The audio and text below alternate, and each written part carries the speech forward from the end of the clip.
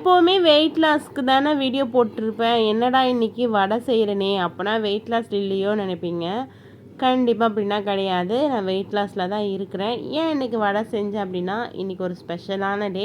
இன்றைக்கி என்னோடய பொண்ணோட பிறந்த நாள். அதனால் இன்றைக்கி வடை பண்ணியிருந்தேன். உளுத்தம்பருப்பு வெங்காயம் போட்டு நல்லா சூப்பராக கிறிஸ்பியான வடை பண்ணியிருந்தேன். கூட வந்து மஷ்ரூம் பிரியாணி கேட்டிருந்தா. இன்றைக்கி வந்து புரட்டாசி மாதங்கிறதுனால நான்வெஜ் எதுவுமே இல்லை. அதனால் மஷ்ரூம் பிரியாணி தான் இன்றைக்கி நாங்கள் பண்ணியிருந்தோம். மஷ்ரூம் பிரியாணியும் ரொம்ப சூப்பராக வந்திருக்கு பாருங்கள், பார்க்கவே சூப்பராக இருக்குது. மஷ்ரூம் பிரியாணியும் பண்ணிட்டேன். ஆனால் நான் வந்து என்ன சாப்பிடுவேன்னா, கண்டிப்பாக மஷ்ரூம் பிரியாணி தான் சாப்பிடுவேன். மாதத்துக்கு ஒரு தடவை வந்து பிரியாணி சாப்பிட்டா எந்த பிரச்சனையும் இல்லை. தொடர்ந்து நம்ம சாப்பிட்றதுனால தான் எல்லா பிரச்சனையுமே வரும்.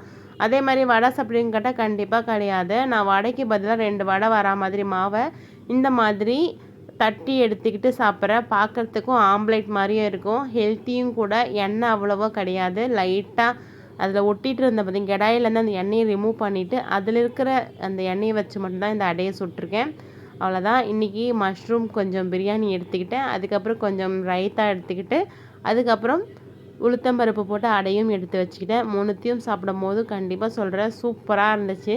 யாருன்னா வடை சாப்பிடணுன்னு ஆசையாக இருந்துச்சோ, அப்போ வடை செய்யும் போதெல்லாம் இந்த மாதிரி அடைகளாக தட்டி எடுத்து சாப்பிடுங்க. டேஸ்ட்டு சூப்பராக இருந்துச்சு.